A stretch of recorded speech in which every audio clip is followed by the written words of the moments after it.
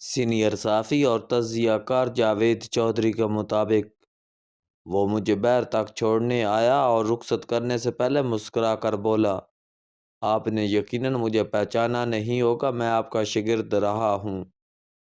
میں نے بھی مسکرا کر جواب دیا، میں معافی چاہتا ہوں، میں نے آپ کو واقعی نہیں پہچانا۔ وہ ہنس کر بولا، یہ میرے بچپن کی بات ہے، میں نالائق اسٹوڈنٹ تھا، ہمیں اسکول سے چھٹیاں تھیں، آپ نے شہر میں فری کوچنگ سینٹر کھولا تھا، آپ سارا دن نالائق اسٹوڈنٹس کو پڑھاتے رہتے تھے۔ میں بھی ان اسٹوڈنٹس میں شامل تھا۔ میں نے ذہن پر زور دیا اور مجھے اچانک یاد آ گیا، میں کالج کے دور میں لالا موسیٰ میں اپنے چند دوستوں کے ساتھ کوچنگ سینٹر چلاتا تھا۔ ہمیں ایک پرائیویٹ سکول نے چھٹیوں میں ایک کلاس روم دے دیا تھا۔ ہم شہر میں بینرز لگا دیتے تھے، طالب علم آتے تھے اور ہم انہیں سارا دن پڑھاتے رہتے تھے۔ میں اچھا استاد نہیں تھا، لہٰذا میں سارا دن بچوں کو کہانیاں سناتا رہتا تھا۔ بچے ہمیشہ کہانیوں میں دلچسپی لیتے تھے، وہ سارا دن میرے گرد بیٹھے رہتے تھے۔ یہ سلسلہ چند سال چلا، لیکن پھر میں یونیورسٹی شفٹ ہو گیا اور یوں یہ پروجیکٹ ختم ہو گیا۔ میں نے اس دور کو یاد کیا، ہنسا اور اس سے پوچھا، آپ کس سیشن میں تھے؟ اس نے کہکا لگا کر جواب دیا، سر میں صرف 3 دن کے لیے آپ کی کلاس میں آیا تھا، لیکن ان 3 دنوں نے میری زندگی بدل دی۔ میں حیرت سے اس کی طرف دیکھنے لگا۔ انسان کی فطرت ہے، جب کوئی شخص اس کی تعریف کرتا ہے تو وہ تن من سے خوش ہو جاتا ہے۔ مجھے بھی اپنی اہمیت کا احساس ہوا اور میرا سینہ فخر سے پھول گیا۔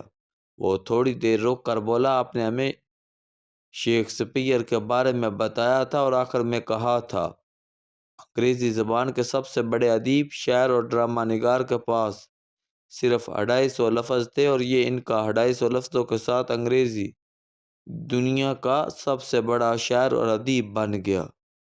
آپ لوگ اگر روزانہ صرف ایک نیا لفظ سیکھ لیں یا انگریزی کا ایک فقرہ روز یاد کر لیا کریں تو آپ مہینے میں 30 لفظ یا فقرے سیکھ جائیں گے اور سال میں 365، یوں آپ شیکسپیئر سے بھی آگے نکل جائیں گے۔ وہ رکا اور پھر ہنس کر بولا، آپ کے ہاتھ میں ڈان اخبار تھا، آپ نے اس کی ہیڈ لائن سرکل کی اور وہ سرکل دکھا کر کہا، آپ کو صرف ایک اخبار خریدنا ہے، وہ پورا پڑھنا ہے، مشکل فقرے کسی نوٹ بک میں لکھنے ہیں اور پھر انہیں یاد کرنا ہے۔ آپ روز نیا فقرہ یاد کریں اور پچھلے فقرے دہراتے چلے جائیں، آپ ایک سال میں پورے انگریزی دان بن جائیں گے۔ آپ کی بات میرے دل کو لگی۔ کلاس کے آخر میں آپ کا وہ اخبار میں گھر لے گیا، نوٹ بک خریدی، ہیڈ لائن کے مشکل الفاظ اور فقرے اس میں لکھے اور انہیں زبانی یاد کرنے لگا۔ آپ یقین کریں، رات تک میں 10 فقرے یاد کر گیا۔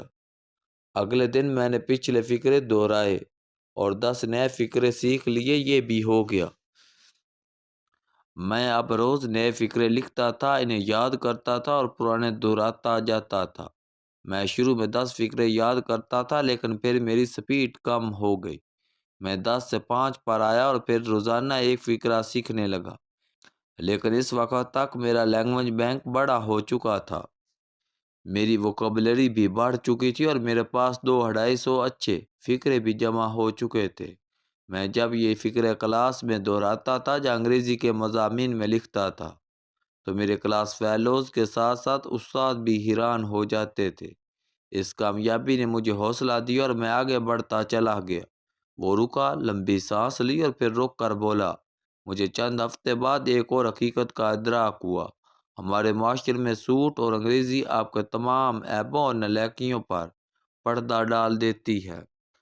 آپ کو بس انگریزی کے 10-15 اچھے فقرے آنے چاہیے اور آپ کے کپڑے اچھے، مہنگے اور صاف ستھرے ہونے چاہیے اور لوگ آپ کو عقل مند، ذہین اور کامیاب بھی سمجھنے لگتے ہیں، اور جینیس بھی۔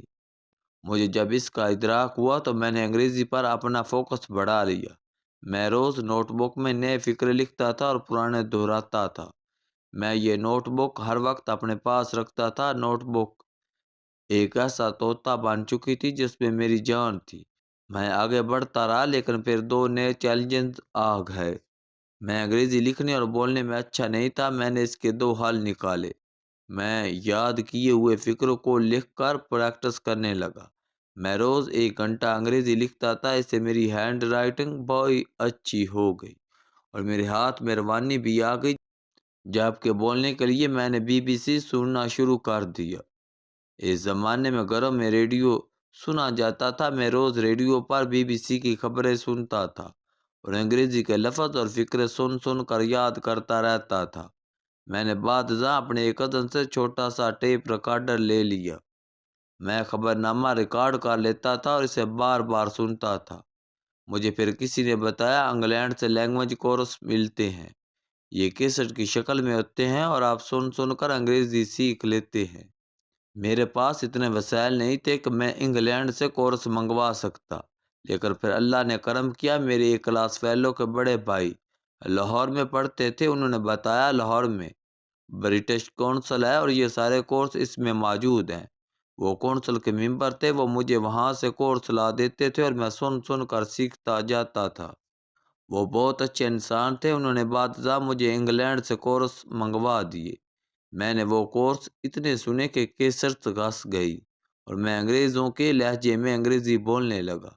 میرے دوست، احباب اور رشتہ دار مجھے انگریزوں کے لہجے میں انگریزی بولتے دیکھتے تھے تو وہ پاگل سمجھنے لگتے تھے، وہ میرا مذاق اڑاتے تھے۔ میں یہ دیکھ کر ڈپریشن میں چلا گیا اور خودکشی کا فیصلہ کر لیا۔ لیکن پھر ایک اور ٹرن آ گیا۔ میں اگلی چھٹیوں میں دوبارہ آپ کی فری کوچنگ کلاسز میں چلا گیا۔ میں آپ سے وہاں ملا تو میں نے آپ کو اپنے سے زیادہ پاگل محسوس کیا۔ آپ کے بال، داڑھی اور ناخن بڑے ہوئے تھے، دانت بھی گندے تھے اور کپڑے بھی۔ میں آپ کو دیکھ کر ڈر گیا، آپ پولیس سے وحشی نظر آتے تھے۔ وہ رکا اور ہنس کر بولا، میں نے آپ سے وجہ پوچھی تو آپ نے بتایا میں آج کل پیپرز کی تیاری کر رہا ہوں، میرے پاس بال کٹوانے اور کپڑے بدلنے کا وقت نہیں۔ میں نے آپ سے پوچھا کہ آپ لوگوں کی باتوں سے متاثر نہیں ہوتے؟ آپ نے ہنس کر جواب دیا، میرے بھائی، انسان جب تک پاگل سمجھا نہ جائے یہ اس وقت تک ترقی نہیں کرتا۔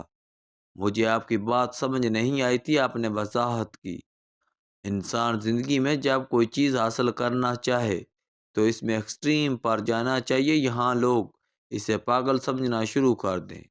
اسے کامیابی اس وقت ملتی ہے۔ آپ کا کہنا تھا میں کل کپڑے بدل لوں گا، شیپ بھی کرا لوں گا، بال اور ناخن بھی کٹوا لوں گا، لیکن اگر میں نے امتحان کا موقع ضائع کر دیا تو یہ موقع شاید مجھے دوبارہ نہ ملے، لہذا میں اس پر فوکس کر رہا ہوں۔ لوگ مجھے آج پاگل سمجھ رہے ہیں، لیکن کل جب میں کامیاب ہو جاؤں گا تو میرا یہی پاگل پن لوگوں کے لیے مثال بن جائے گا۔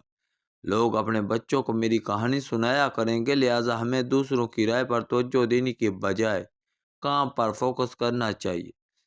مجھے دوسرا نسخہ بھی مل گیا، لہذا میں واپس آیا اور دوبارہ کام میں جت گیا۔